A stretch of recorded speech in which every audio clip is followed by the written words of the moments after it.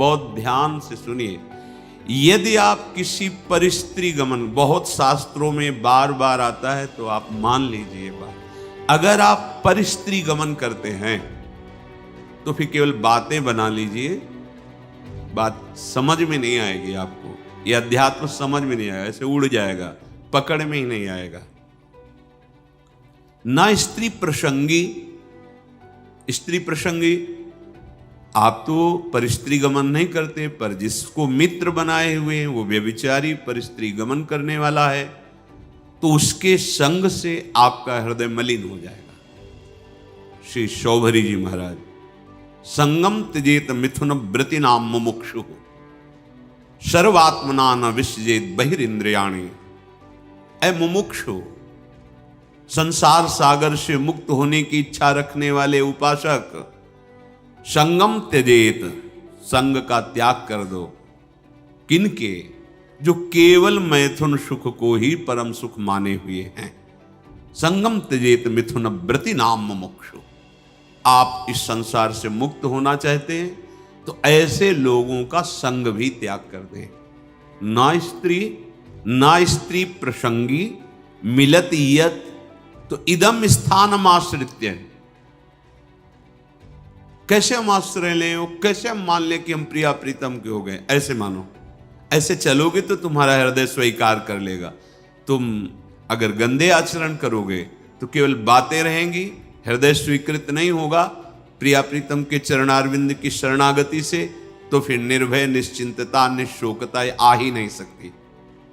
अगर नहीं आ रही तो आप में कहीं ऐसी त्रुटियां हैं, उनको सुधारिए। श्रीपाद कह रहे हैं सर्वम द्वंद्वातीतोत्र। ये जो प्रिया प्रीतम के चरणारविंद की निश्चिंत बेपरवाह करने वाली स्थिति है, ये आती है द्वंद्वातीत होने पर। द्वंद्व, शत्रु मित्र, मान अपमान, निंदा स्तुति, हर्ष शोक, जय पराजय, ये सब द्वंद्व के अंतर्गत आते, जन्म मृत्यु आदि। अगर आप श्री वृंदावन का आश्रय लेकर ये सावधानी करते हैं कि अपने चित्त से चिंतन, राधा राधा राधा, कोई पद गाए, वृंदावन की परिक्रमा का चिंतन, यमुना जी का चिंतन, सत्संग का चिंतन, रसिकों का चिंतन, यहाँ की किसी एक लता को अपने नेत्र में बैठा लो, रोज उसको प्रणाम करो, मन से आलिंगन करो, दर्शन करो, कहीं भी हो, एक लता आपको प्रिया प्रीतम की प्राप्ति करा देगी। वृंदावन की लता सम कोटि कल्प तरुणाई। बड़े भाग्य, अहो भाग्य। बात मान लो, बस सच्ची बताना, आपका चित्त संसार का चिंतन करता है या प्रभु का? सच्ची बताना। अपने तो घर के हैं, ऐसे पूछा, उनका संसार का, तो हम कहा हम खोपड़ी के बल खड़े होकर समझाएं तो भी समझ में नहीं आएगा आपके। क्यों नहीं समझ में आएगा? चित्त का चिंतन संसार का हो रहा है तो हम भगवान को कैसे जान जाओगे? संसार के चिंतन से रहित जो चित्त होता है उसको जानना नहीं पड़ता, भगवान खुद परिचय दे देते हैं। सोई जाने जेहि देहु जनाई। भगवान क्या हैं, भगवान कैसे हैं, भगवान का कैसा ये संसार रूप है, भगवान की कैसी दिव्य लीला है, ये सब स्वयं जगत गुरु भगवान आपके हृदय में बता देंगे। आपका कार्य है एकमात्र भगवान की आज्ञा पालन करना। भगवान की आज्ञा है मेरा अनन्य चिंतन तुम करो और बेपरवाह हो जाओ। जो तुम्हें कर्तव्य कर्म मिला उसे करो और मेरा नाम जप करो, अनन्य चिंतन करो। मैं योगक्षेम देख लूंगा, मैं तुम्हें संसार समुद्र से पार कर दूंगा, मैं तुम्हारे सारे पाप नष्ट कर दूं। ये भगवान के वचन है। आप ऐसे वृंदावन की एक लता का चिंतन करने से भगवत प्राप्ति हो जाएगी। आप करो, देखो तो। ये लता जानते हो, बड़े बड़े परमहंसों के द्वारा वंदनीय पूज्य जो प्रेम रस में डूबे हुए महापुरुष, वो श्री जी की सेवा के लिए यहाँ खगमृग पशु पंछी लता बने हुए, मलिन नेत्र है इसलिए हम नहीं जान पा रहे। द्वंद्वातीतोत्र, बिना द्वंद्वातीत स्थिति हुए आप प्रभु के आनंद को नहीं प्राप्त हो सकते। अनुकूल मिला तो हर्षित हो गए, प्रतिकूल हुआ तो शोकित हो गए, जय हुई तो ढोल बज रहे हैं, पराजय हुई तो निराश हो गए। एक वही स्थिति है। भगवदानंद जानने के लिए पहले द्वंद्वातीत होना अनिवार्य है। निर्द्वंदो भवति, भगवत चिंतन परायण अंतःकरण में ही ये भागवतिक तत्व का अनुभव होता है। जैसे निर्मल जल, शांत जल तो नीचे की वस्तु दिखाई देती है, ऐसे ही जो आत्म तत्व से प्रकाशित हो रहा है अंतःकरण, उसी के बल से आप वहां तक दृष्टि पहुंच जाएगी जो अपना स्वरूप है, जो मैं है। अध्यात्म को बातों से नहीं जाना जाता, निरंतर चित्त की स्थिति को जहां जानना है वहां लगाना है। संसार से चित्त हटाए बिना प्रभु को जान नहीं सकते, पक्की बात समझिए। फिर जानना नहीं पड़ेगा, वो तुम्हारे हृदय में बैठे मिलेंगे। जा ही न चाही कबों कछु, क्योंकि चाह ही चिंतन कराती है संसार का। जब कोई चाह ही नहीं, चिंतन ही नहीं संसार का, न सोचती न कांक्षती, तो ब्रह्मभूता ब्रह्मभूत हो गए। प्रसन्नात्मा, अखंड प्रसन्नता जागृत हो गई। कंदादि भीर परवशै कल्पयन देह वृत्तिम, निरपेक्ष भाव से शरीर से भी रहेंगे, इसकी भी कोई परवाह नहीं। चित्त से तभी चिंतन अखंड बनेगा। देह चिंतन, देह के निर्वाह का चिंतन आराध्य देव पर, जो हमें उपासना या कर्म कर्तव्य मिला है उसे दृढ़ता पूर्वक करते हुए भगवत स्मरण परायण, जो मिल जाए भगवत इच्छा से देह पालन हेतु, वो वस्त्र, वो भोजन, विलासिता का भाव अंदर नहीं होना चाहिए, जैसे प्रभु रखे। तो अत्युज्वल भाव आपके हृदय में प्रकाशित हो जाएगा। एक एक शब्द समझो। अगर आप ऐसे चलोगे तो भावे नात्युज्वले नात्मनि मधुरतरे न्यस्य राधा पदाब्ज, जिसकी चाह है वो बात बन गई। कैसे बनेगी? किसी भी स्त्री की तरफ काम भाव से मत देखो, चरणों की तरफ देखो, निकल जाओ। ज्यादा मनमानी करोगे तो ये जीवन व्यर्थ चला जाएगा। ऐसे लोगों की संगोष्ठी में मत बैठो जो वासना को जगाते हैं और वासना को बढ़ाते हैं। श्रीधाम वृंदावन का आश्रय लेकर रसिकों की बताई पद्धति से उपासना, तो अपने आप द्वंद्वातीत होते चले जाएंगे। क्योंकि उपासना आपको सहनशीलता प्रदान करेगी। सहनशील व्यथित नहीं होता, बहुत संपत्ति आ जाए तो भी उदासीन रहता है। जाना है यार, कुछ नहीं जाएगा, क्यों फूल रहे हो?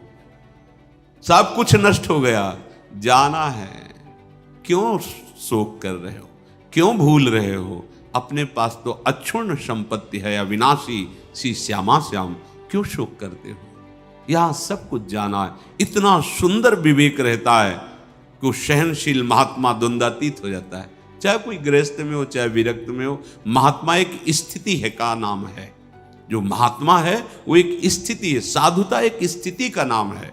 जैसे प्रधानमंत्री एक पद है, ऐसे साधुता एक स्थिति का नाम है। वेश मात्र को नहीं, स्थिति। जहां कहीं साधु का वर्णन होगा वहां लक्षणों का वर्णन, स्थिति का वर्णन पाया गया है। ये तो आचार्य परंपरा से वेश दिया गया है। वेश है, स्थिति नहीं तो अधूरा। बिन विवेक वैराग भक्ति बिन सत्य नये को मानो, भगवत विमुख कपट चतुराई सो पाखंड जानो, भगवत ऋषि जी महाराज कह रहे। अगर वेश है और उद्देश्य भी पक्का है तो सोने में सुगंध मानो। फिर क्या कहना है? फिर तो सतरति सा लोकांतार्यति मम भक्ति युक्तो भुवनम पुनात।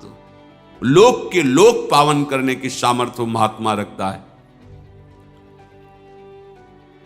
हम देह को बहुत दुलार करते हैं, इसी के भरण पोषण में, इसी की चिंता में। देख लो, आप देखो, इसी की चिंता में, इसी के भोगों में, इसी के संग्रह में, तभी हम द्वंद्वों पर विजय प्राप्त नहीं कर पाते। यदि हम भगवत चिंतन परायण हों तो इतना सुंदर विवेक जागृत हो जाता है, हर द्वंद्व में वो सम रहता है। स्तुति में, प्रशंसा में, निंदा में, अपमान में, चाहे जैसी परिस्थिति हो, इतना सुंदर विवेक रहता है, वो अपने को बचा लेता है, उसमें फंसने नहीं देता। तो क्या स्थिति आती है ऐसे उपासक? बोले अत्युज्वल, मधुर से मधुर चित्त में श्री राधा चरणारविंद का प्रकाश,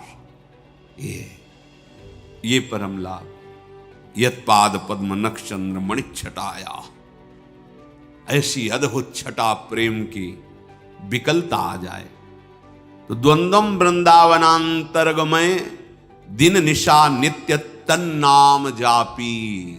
आहा, श्रीपाद कह रहे हैं यदि आप, अब देखो जो ऊपर बताया कि इस पर आपको सावधान रहना है, तो इस पर हमारे पास बल नहीं है कि हम रोक सके। तो कह रहे हैं नित्य निरंतर तन नाम, उनका नाम जप करो। किनका? जिनका वृंदावन है, राधा राधा राधा। द्वंद्वम वृंदावनांतरगमय दिन निशा नित्यम तन नाम जापी। क्या परेशानी? राधा राधा राधा राधा। ना तो पवित्रता पवित्रता का कोई, ना कोई ऐसा कि इस समय नहीं, इस समय हर समय श्रीपाद के दिन निशा, रात दिन, नित्यम तन नाम जापी। जो तन नाम जापी है वो न स्त्री प्रसंगी मिलती, यद इदम स्थानमाश्रित सर्व।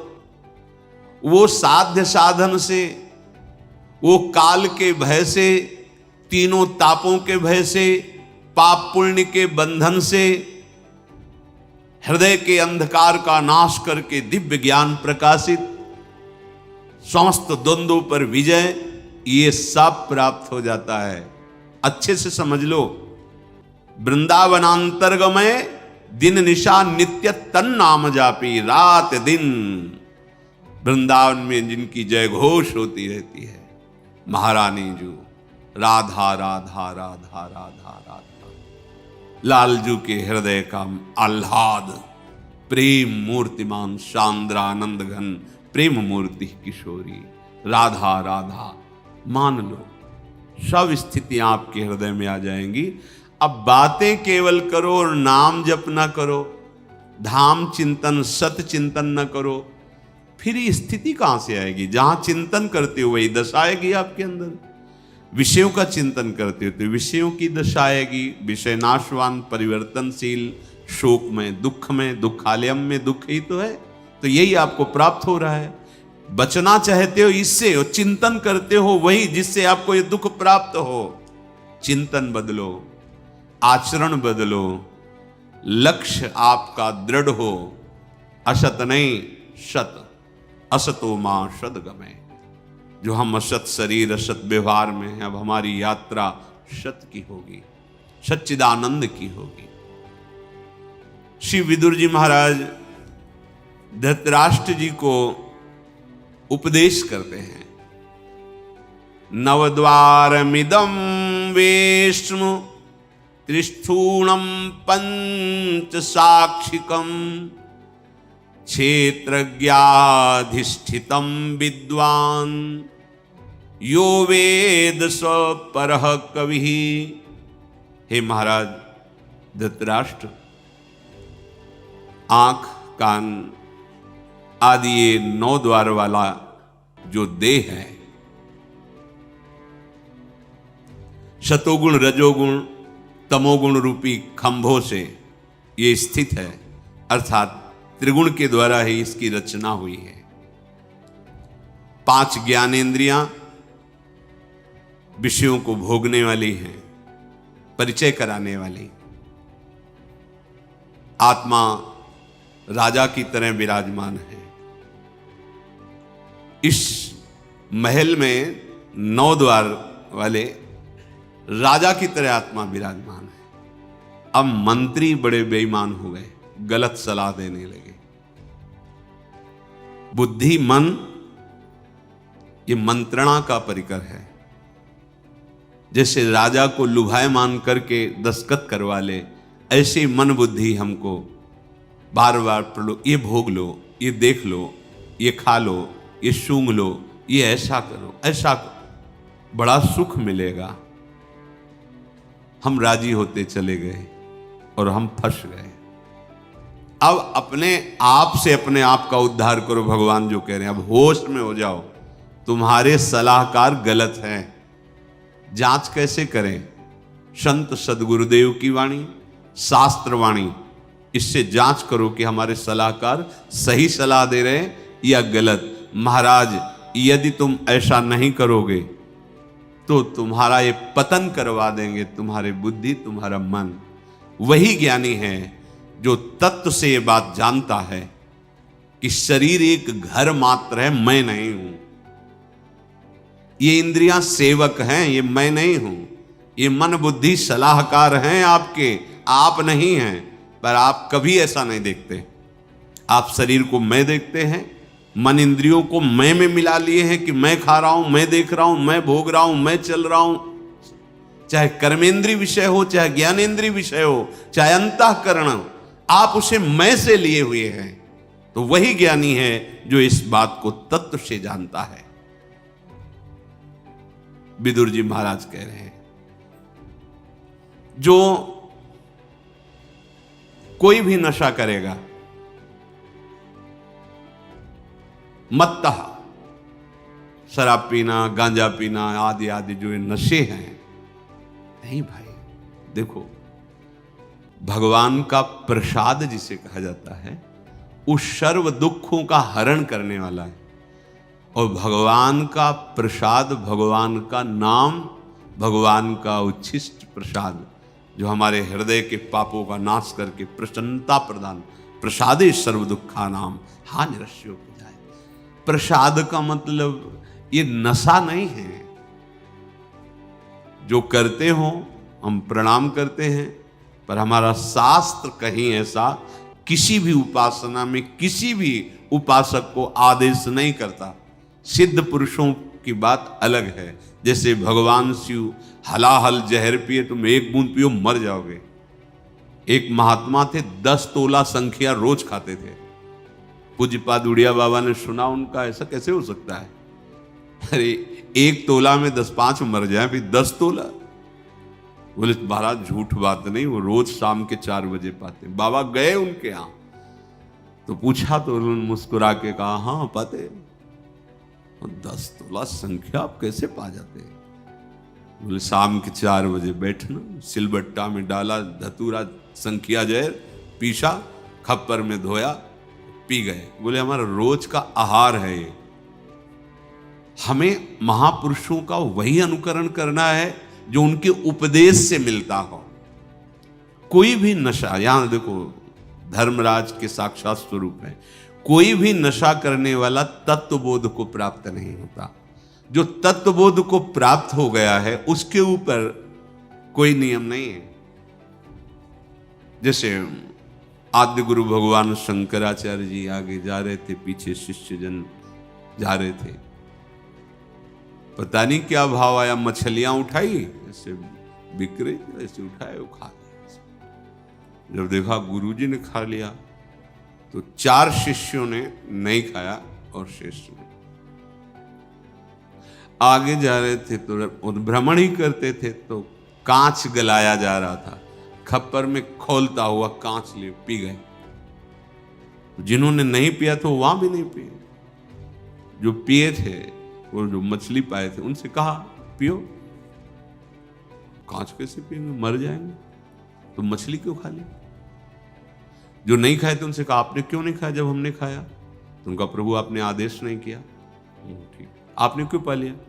बोले आपने पाया तो हम पी तो रहे हैं, गलाया हुआ कांच पी ना, आप पिए। ऐसे किया तो जीवित मछलियां निकल पड़ी, सिद्ध योगी प्रवाहित कर दिया नदी। आप वो तो लीवर में जाके पचने लगी। हमें वो अनुकरण बात नहीं करनी जिसका वो आदेश न कर रहे हो। उनके उपदेश से जो उनके आचरण मिले, शास्त्र सम्मत बात है, महापुरुषों के जो आचरण उनके उपदेश से मिले, बस वही अनुकरणीय है। वो क्या कर रहे, कोई भी नशा, जैसे कहते हैं भाई, हमने सुना है ऐसे, फिर ध्यान में अलियो ब्रह्म लोग पहुंच गए। भाई हम प्रणाम करते सिद्धों को, हम उनके चरण सेवक हैं, पर हम अपने जैसे साधकों के लिए कह रहे भाई सिद्ध पुरुष तो हलाहल पिए हो जाने, उनका काम, उनकी मस्ती, वो तो भगवान को प्राप्त हो गए। भैया उनका काम बन गया है, उनमें भगवान में अंतर नहीं। जैसे सखागण और गौवें गोपगण फंस गए दावानल में, कन्हैया बचाओ, तुम्हारे सिवा कोई नहीं बचा सकता। बोले भैया आंख मूंद लो, मुंह में पी गए, पूरे ज्वाला को पी गए मुंह में। एक कोयला लाल लाल रखो मुंह में, अभी रख पाओगे नहीं। भगवान के मुख से साक्षात अग्नि का प्रादुर्भाव हुआ है। भगवान उसी जगह उसको रोक ले, आओ अपने स्थान पे आ जाओ। भगवान ही तो सर्व रूपों में, तो जो भगवान को प्राप्त महापुरुष हैं उनमें और भगवान में अंतर नहीं। ब्रह्मविद ब्रह्मवि भवत। अब उनके ऊपर आप ही ऐसे नहीं कर सकते कि ये खा रहे हैं। बड़े सिद्ध महापुरुष थे, तो जहां भिक्षा नहीं लेनी चाहिए वहां से निकले, रोटी बन रही थी, ला रहे रोटी, तो डर गए महाराज जी। अरे ला, इसमें रोटी लिया, कहा इसमें कहीं वो है जो उन्होंने सब है कुछ, ब्रह्मार्पणम ब्रह्म भगवद अर्पण कर। लेकिन वो आचरण हमारे लिए जो आदेश करें वही अनुकरणीय नहीं है। महापुरुष जो आचरण कर रहे हैं वो आचरण उनके उपदेश से मिलता है कि नहीं? अगर नहीं मिलता तो हम प्रणाम करते हैं, वो हम कर नहीं सकते। कोई भी नशा साधक को, हम सिद्धों के लिए नहीं कहते हैं, कोई भी नशा खा करके आप भगवत तत्व का चिंतन, भगवत बोध नहीं प्राप्त कर सकते। सबसे बड़ी कमी, आपको उस नशे में सुख लग रहा है क्योंकि बुद्धि शिथिल होती है, तो आपको लग रहा है बड़ा आनंद आ रहा है। आपको भजन से सिद्धि प्राप्त करनी है, भजन से इंद्रियों को शिथिल कर देना है, भजन से मन को निसंकल्प कर देना है, भजन के सिवा कोई चाह नहीं रह जाए। अगर आप 4 बजे भांग पाते हो ना, फिर आप देखिएगा 4 बजे केवल भांगई का ध्यान होगा, सब ध्यान हट जाएगा, लगेगा कि कैसे मिले, कैसे। कोई भी नशा नहीं, भगवत प्राप्ति हमारा लक्ष्य है, इसलिए कोई नशा नहीं। जब तक तन्मयता भजन की, जीवन की सार्थकता क्या रही। और सच्ची बात, जो हमारा मन मलिन है, जब उसे भगवत चिंतन में लगाते हैं तो एक जलन पैदा होती, आग। जैसे आग से स्वर्ण तेजस्वी होता है, मल नष्ट होता है, ऐसे ही मन जो हमारा पतित हो चुका है, वो उच्च अवस्था को पहुंचने के लिए भजन के बल से जब चढ़ता है तो वो निर्मल होता है। उस जो ताप प्रकट होता है वो पाप को जलाता है, हम सह नहीं पाते। नहीं, मना कर रहे